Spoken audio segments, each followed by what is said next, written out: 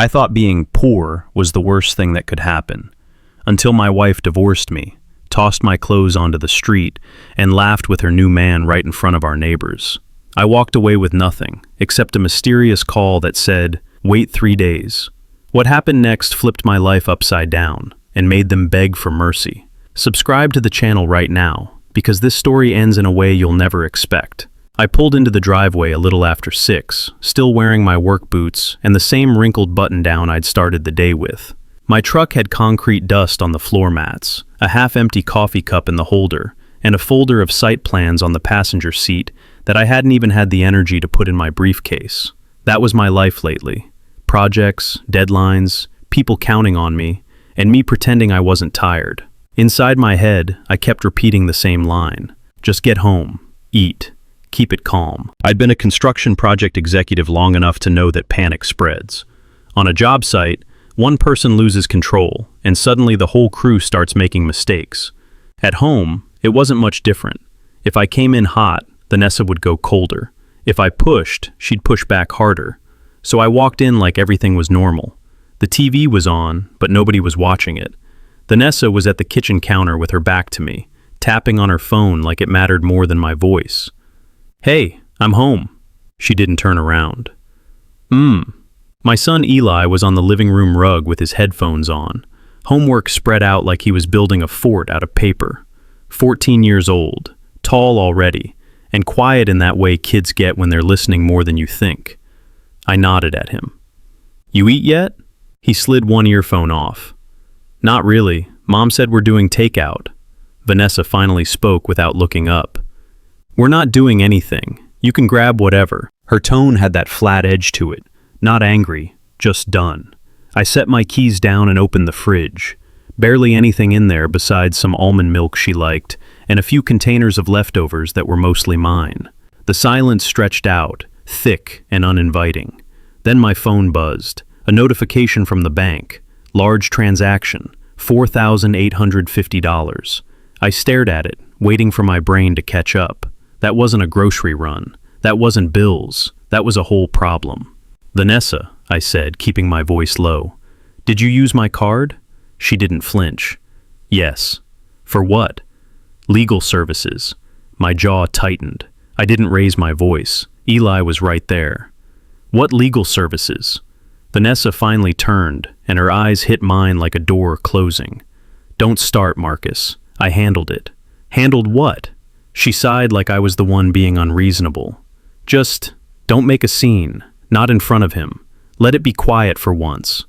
I looked at Eli. He'd gone still, like he hadn't heard anything, but his pencil had stopped moving. I knew that stillness.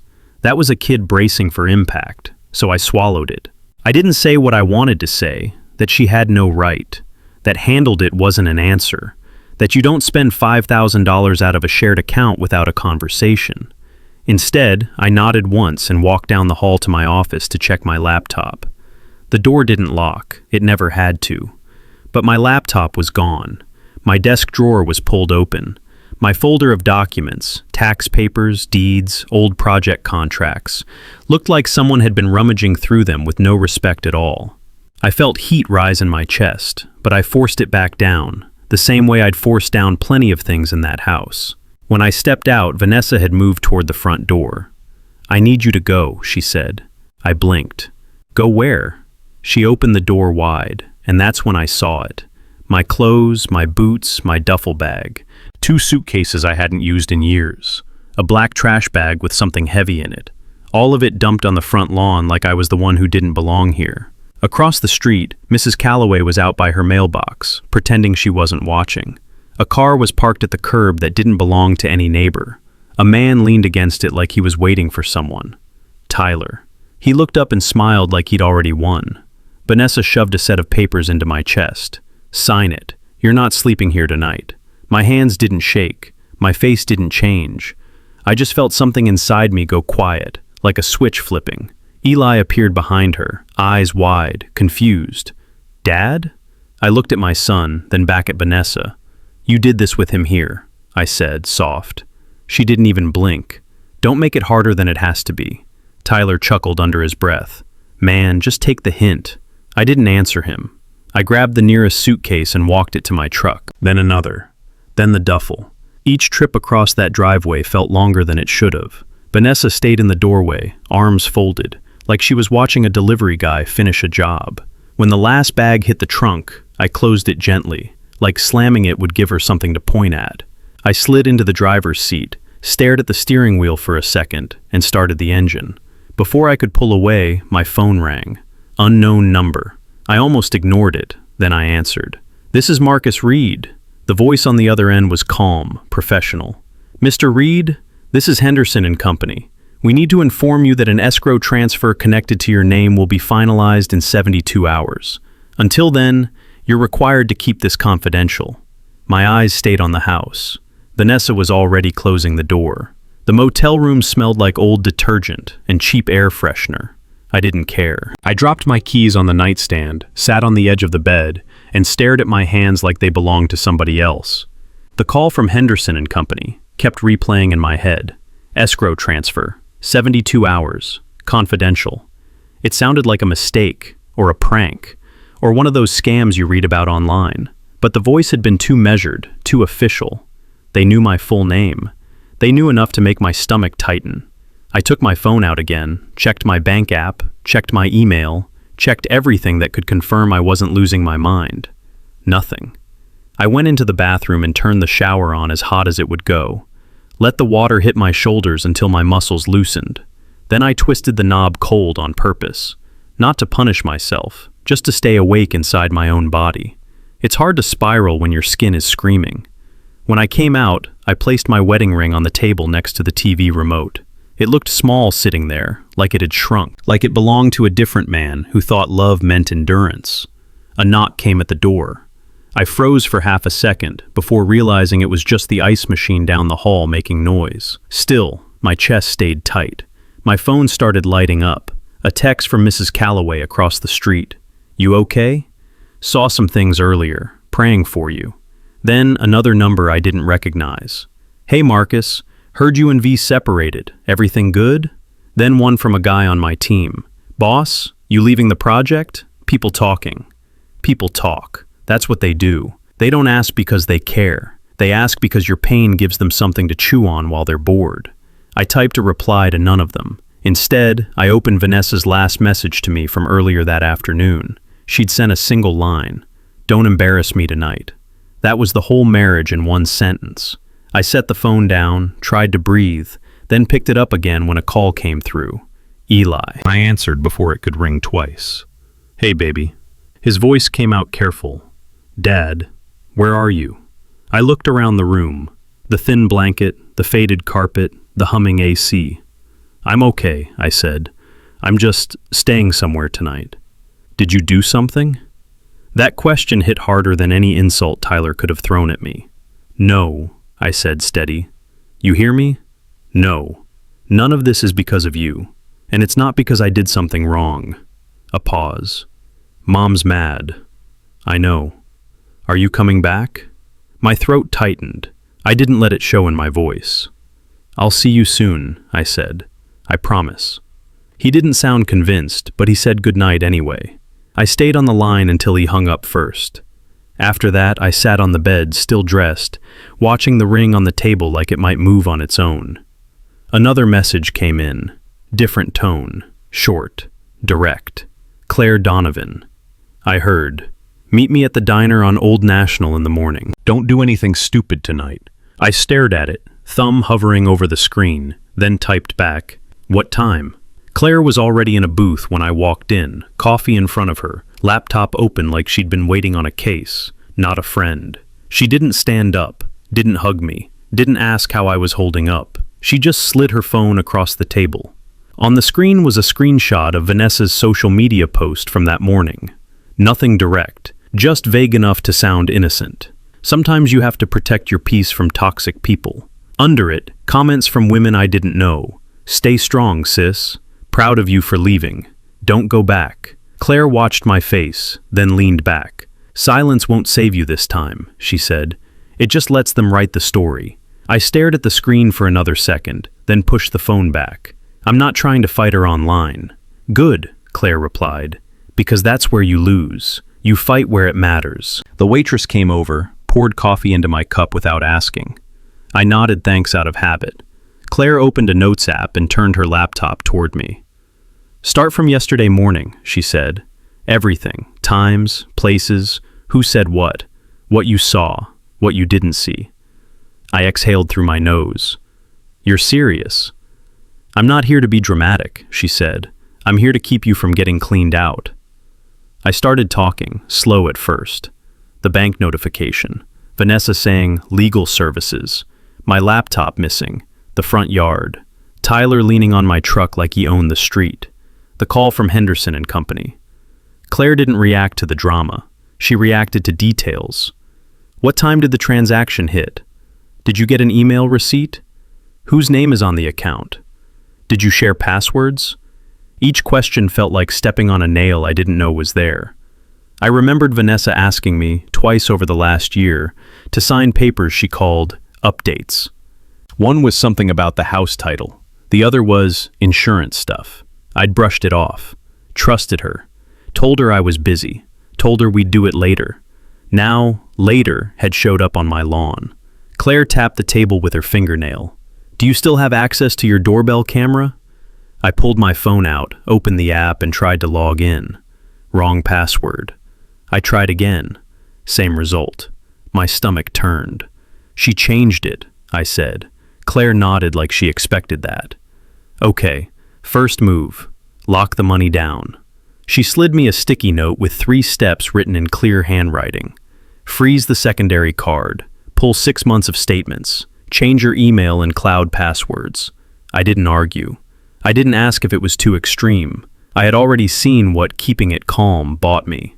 Right there in the booth, I called the bank. Yes, I told the representative. I need to freeze the authorized user card. Immediately. Claire watched me, not smiling, just steady, like she'd been here before and knew how fast people get destroyed by hesitation. When the bank call ended, I opened my email and changed every password I could think of. Then, I turned on 2-factor authentication, the kind I should have done years ago. Claire leaned forward. Next, you need somewhere to put anything she might accidentally throw away. Documents, tools, your dad's stuff, anything that matters. A storage unit, I said, already hearing how ridiculous it sounded. Not ridiculous, Claire replied. Smart. I looked at my coffee, untouched. I don't want to live like I'm at war. Marcus, she said quietly, you didn't start it. You're just finally noticing you're in it. I opened my phone again and searched for storage units near Decatur. My finger hovered over the reserve button. Then I pressed it. The storage place in Decatur had a keypad at the gate and a bored guy behind the counter who didn't care what your story was. I liked that. No pity. No questions. I signed my name, got a code, and drove around to my unit. 10 by 10, metal door, empty concrete floor. It wasn't much, but it was mine. The first box I carried in was my paperwork, tax returns, the house documents, my old project binders. The second box had Eli's baby photos and the few things I'd kept from my mother. The third held my father's watch, wrapped in a worn cloth like it was something sacred. I set the watch down on a folding chair I'd brought, stared at it for a second, then forced myself to keep moving. There was no room for ceremony. Not yet. My phone rang. Work. I answered with the same voice I used on job sites when something went wrong and everybody was watching. Read. Marcus, can you come in for a minute? My supervisor said. Now. No greeting, no small talk, just that tone, controlled but uneasy. I drove straight to the office in Buckhead, still smelling like cardboard and dust. The receptionist avoided my eyes. That told me enough. In the conference room, my supervisor sat with HR. A folder was on the table, the kind they use when they already decided something. Have a seat, HR said. I sat, kept my hands open on the table. No fidgeting. My supervisor cleared his throat. We received an email this morning, he said. From your wife. I didn't react. I didn't ask why she was emailing my job like she had a right to.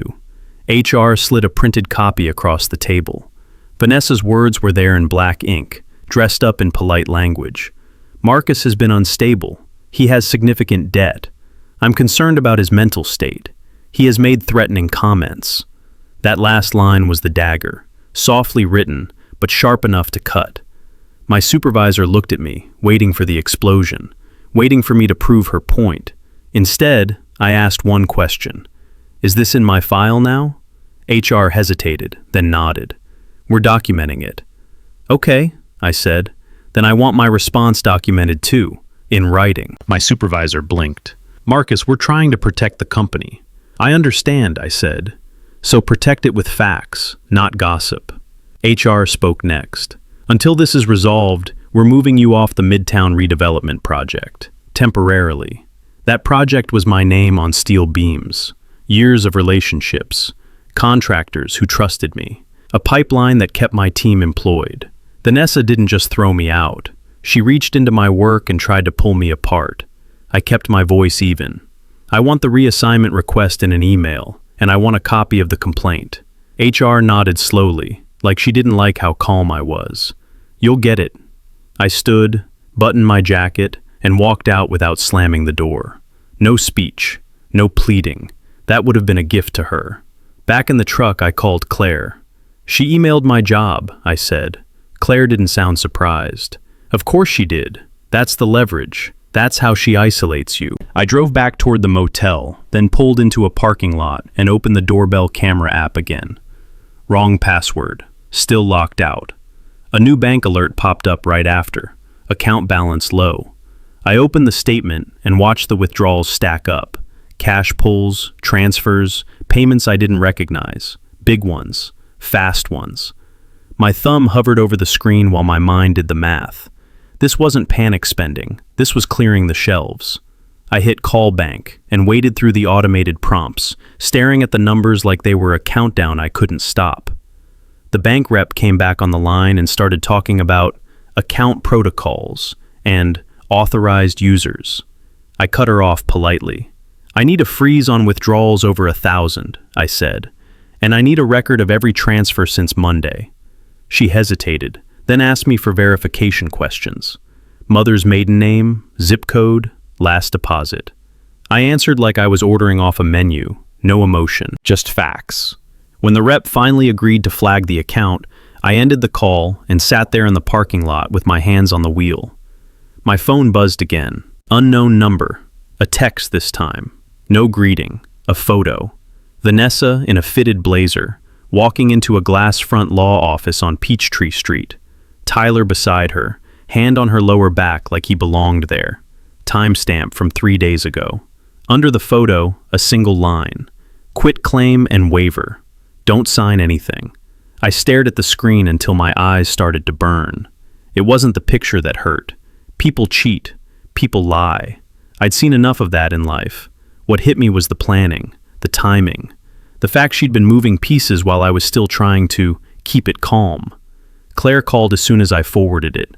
That's your warning, she said, and it's probably not the only paper she wants you to sign. I drove to Buckhead, not to confront Vanessa, but to sit across from someone who understood the rules better than she did. The divorce attorney Claire recommended worked out of a modest office near Lenox.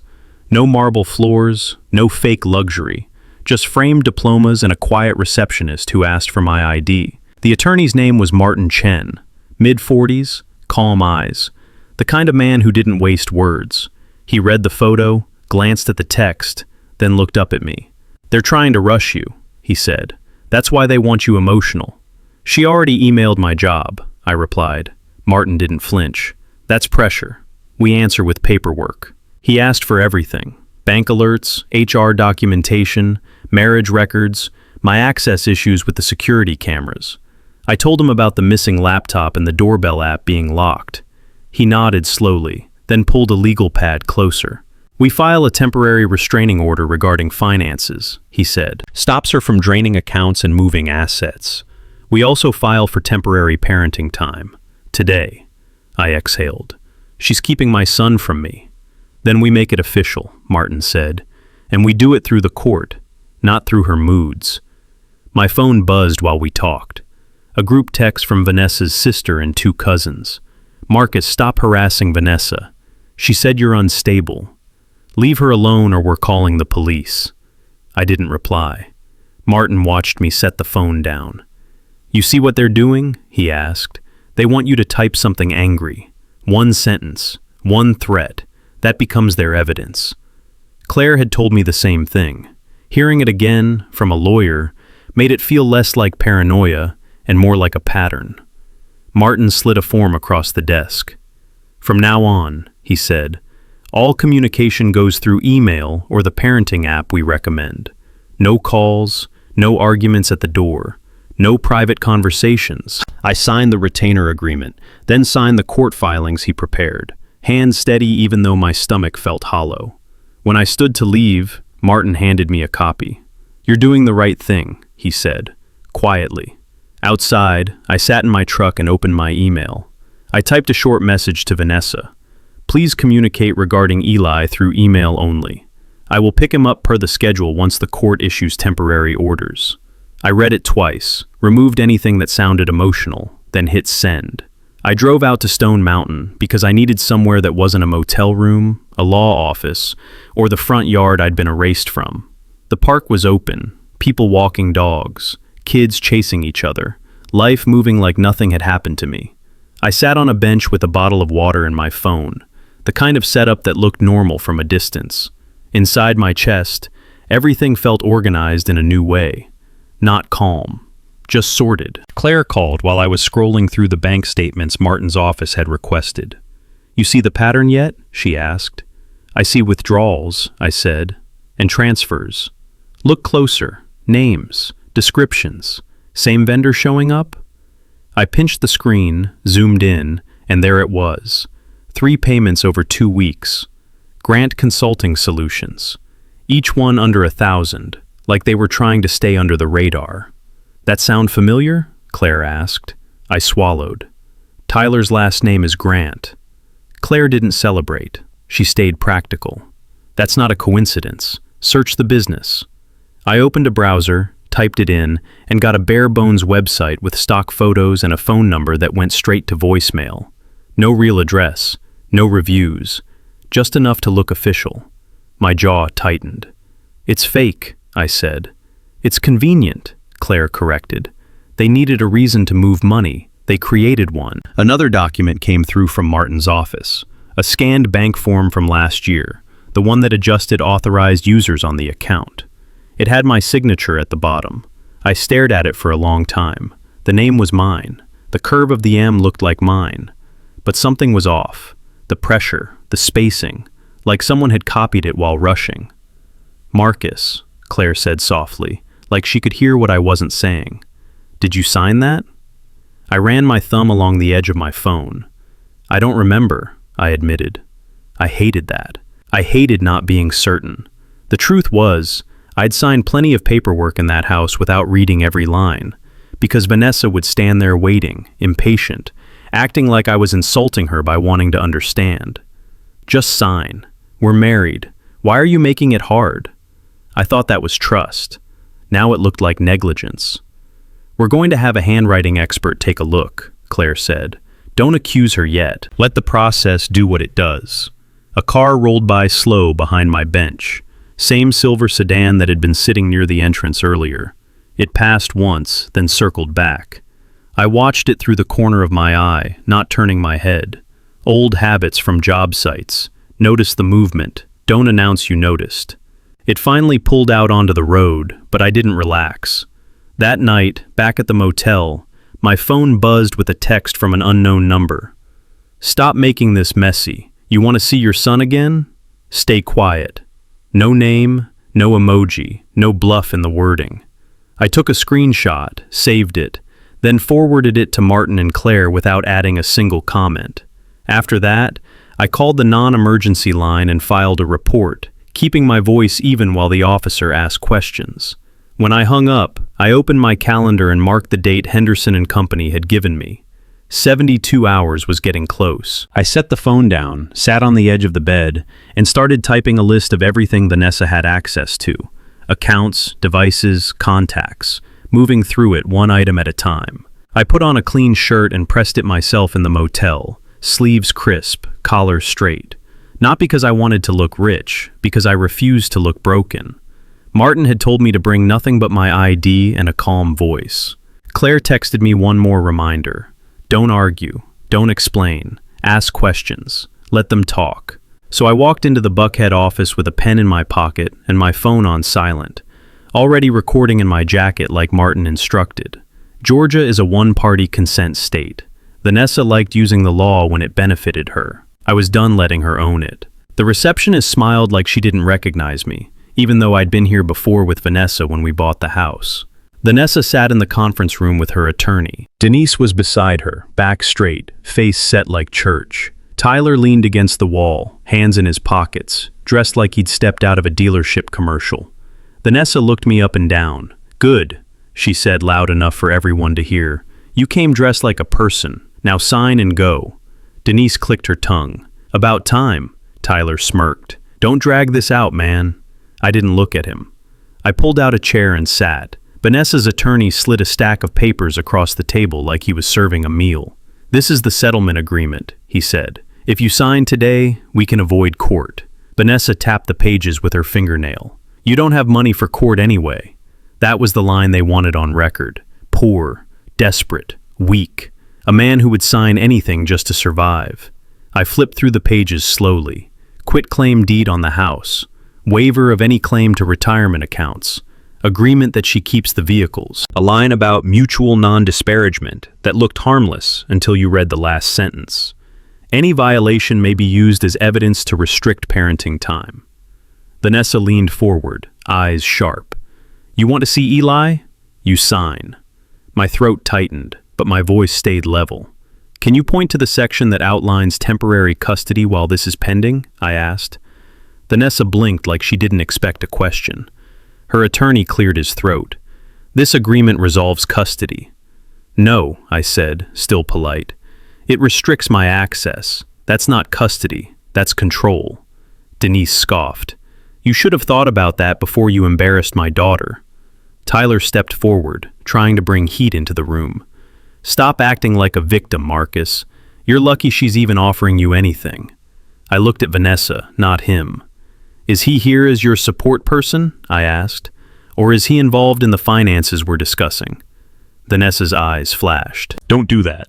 I'm asking because his last name is on the bank statement, I said, calm as a man reading numbers off a spreadsheet. For a second, nobody spoke. Vanessa's attorney shifted in his seat. Vanessa recovered fast. She pushed the papers closer. Sign the damn thing. I picked up my pen, uncapped it, and turned to the final page. There were 2 signature lines, one for acknowledging receipt of the documents, one for accepting the terms. I signed the receipt line only. Vanessa snatched the page, glanced down, then slammed her palm on the table. No, sign it all. I stood up, buttoned my jacket, and slid my chair in without a sound. I received your offer, I said. My attorney will respond. Vanessa raised her voice, sharp and high. You don't have an attorney. I looked at her for a beat. You'd be surprised. Then I walked out into the hallway and pulled my phone out, calling Martin before the elevator doors even closed, listening to it ring while Vanessa's voice muffled behind the conference room door. Martin answered on the second ring. You did good, he said. You didn't take the bait. She wanted me to blow up, I replied. She wanted a story, he corrected. Now she has paperwork. I drove back toward the motel, hands steady on the wheel, mind running through what I'd seen on those pages. Quitclaim, waiver, custody language disguised as peace. Vanessa wasn't trying to end a marriage. She was trying to clean out a life. By the time I got to the room, my email was already filling up. Vanessa, subject line in all caps. Stop harassing me. 2 paragraphs about how I was unstable, how I was trying to intimidate her, how she would seek a protective order if I contacted her again. She attached screenshots of my one calm message, the one asking to communicate through email only, like that was some kind of threat. I forwarded it to Martin without responding. 10 minutes later, Claire called. You sitting down? She asked. Talk to me. Bank guy emailed me back, she said. Not officially, off the record. He's not supposed to, but he did. A file hit my inbox a second later. Short video. Grainy security footage from a teller station. Time-stamped. I pressed play. Vanessa stood at the counter with a folder in her hand. She was smiling at the teller like they were friends. She handed over a form, pointed to a section, then signed something. The teller checked an ID, nodded, and processed the withdrawal. Vanessa walked away with a cashier's check. Not stressed, not scared, not desperate, confident, like she was picking up a paycheck. I watched it twice, then paused. "That's not the story she told," I said. Claire gave a tight laugh. "Exactly. She's telling people you drained the money, or you forced her. That video shows she was running the show." I sat on the edge of the bed and rubbed the side of my face, slow, trying to stay grounded. "How did he get it?" "He said she claimed she had your permission, presented paperwork. The signature on the form didn't match the one they had on file. He flagged it, but his manager told him to process it anyway." My stomach turned. "So it's bigger than her." "Or she's been practicing," Claire said. "There's more." She sent another email while we were still on the phone. "So he's not just standing in my doorway," I said quietly. "He's been in my system." Claire's voice softened. "Marcus, they were building a case, a narrative. Poor husband, angry husband, unstable husband, and she's the brave woman escaping. That's why she keeps posting." As if on cue, another post popped up on Vanessa's page. A selfie with a caption about choosing herself. Comments calling her strong. Comments calling me a monster. Then a message from her attorney landed in my inbox. "Cease and desist. Any false statements will result in legal action." I stared at that line and felt something strange. Not fear, a kind of clarity. They were still trying to control what I said, what I did, what I felt. They wanted me trapped inside a box they built. I didn't give them a response. Instead, I opened a new email to Martin and attached everything. The bank video, the security logs, the cease and desist letter, the screenshots of the anonymous threats. Then I typed 3 sentences. "Vanessa has accessed accounts and security systems without my consent. There is evidence of forged or inconsistent signatures. I want an emergency motion for financial restraint and a forensic review of the signature documents." Martin replied within minutes. "Understood. We file tomorrow morning."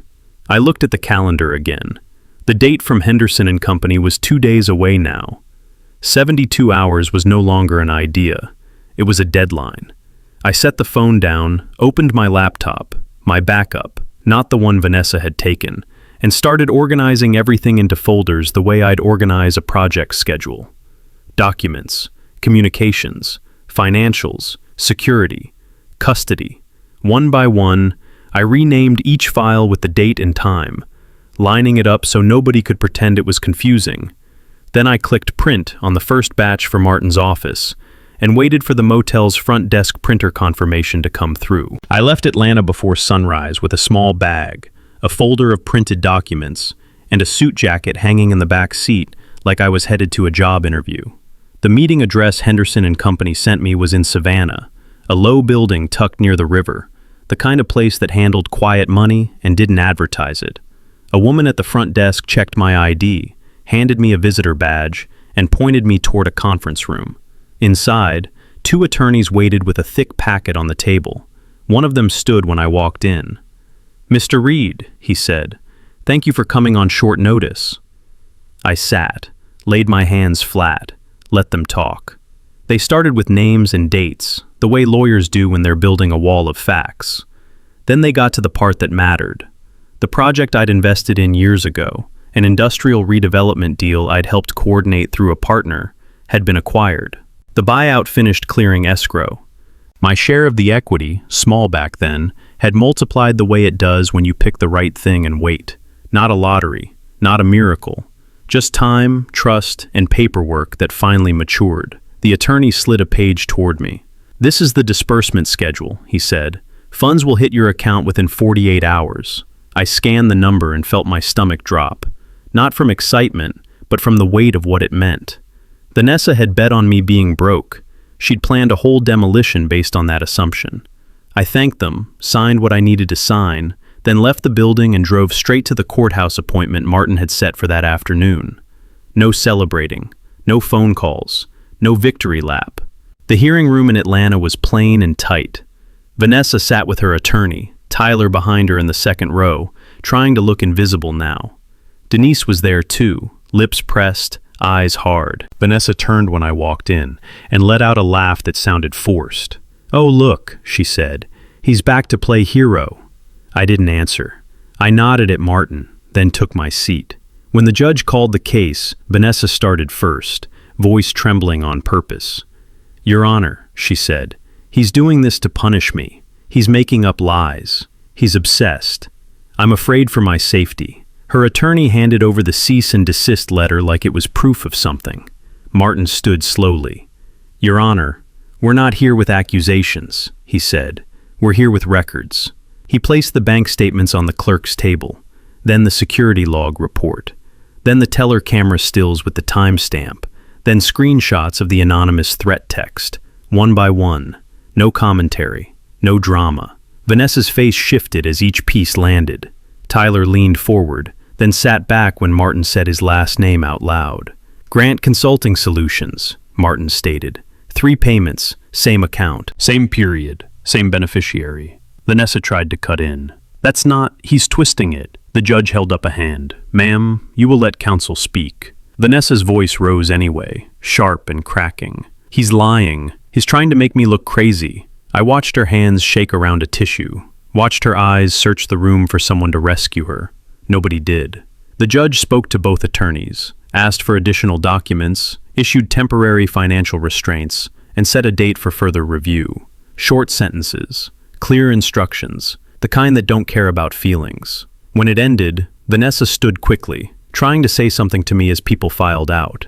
"Marcus, you're really doing this?" I didn't look at her. I followed Martin out, walked through the hallway, and kept going until I reached the parking garage, keys already in my hand as I headed toward my truck.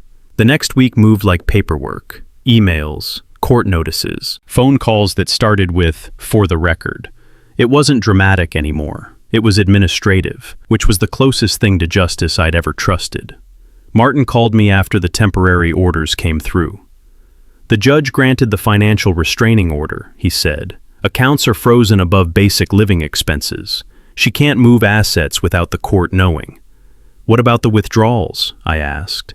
"She's been ordered to return what she took," Martin replied. "And the bank is opening an investigation into the signature discrepancies." My chest didn't lift the way people think it should. There was no rush, no satisfaction, just a steady feeling of the floor being put back where it belonged. Tyler tried to disappear the moment his name entered the record. That didn't save him. Martin filed a civil complaint tied to the fake consulting invoices.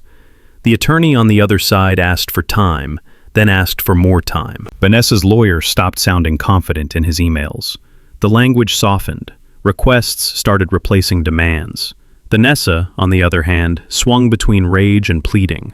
One night, she sent an email that was 3 sentences long, sharp as a knife. "You're ruining my life. You're embarrassing me. You're doing this because you can't let go." The next morning, she sent another one that read like a different person wrote it.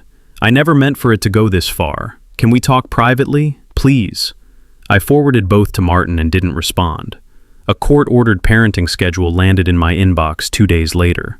Pickup times, drop-off location, holidays, everything mapped out like a contract.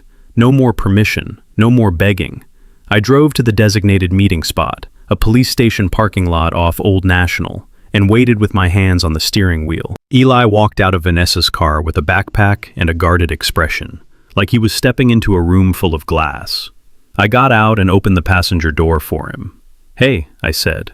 He climbed in, looked at me, then looked away. "You okay?" I asked. "I guess," he answered. His voice stayed flat, but his eyes looked tired. I didn't press. I didn't interrogate. Kids don't need a courtroom speech. They need consistency. We drove in silence for a few minutes. Then I asked about school. He told me about his math teacher being strict, about basketball tryouts, about a friend who got suspended for fighting. Normal things. The kind of things that keep a kid anchored when adults are falling apart. That weekend I moved into a small apartment near his school. 2 bedrooms. Clean, quiet. Nothing fancy. The kind of place where nobody knows your history and nobody cares how you got there. I brought my boxes out of storage, 1 load at a time. Papers went into a file cabinet. Eli's photos went into the closet until I could buy frames. My father's watch went into the top drawer of my nightstand. The last thing I unpacked was the ring. I held it for a long moment, not with anger, not with longing, but with the clarity of someone who finally understands his own mistake. I'd thought love meant taking the hit so other people didn't have to. What it really taught them was that I didn't have limits. I found a small box in the closet, the kind that came with a watch I bought years ago. I placed the ring inside, closed the lid, and set it on a shelf above the closet rod. Not hidden, just put away. On Sunday afternoon, Eli and I walked through a park not far from the apartment. He dribbled a basketball as we moved, stopping to practice a crossover, then jogging to catch up. I listened to him talk about a teammate who thought he was better than everyone, about how the coach yelled a lot but knew what he was doing. "You ever play?" Eli asked. "A little," I said. "Not like you. You should come to a game." "I will," I told him. "Just tell me when." He nodded like he believed me, and that mattered more than any apology Vanessa could ever write.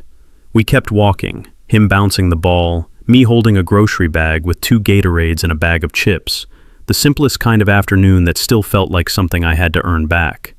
When my phone buzzed, I glanced down and saw Martin's name on the screen, then answered while Eli lined up another shot at an empty court.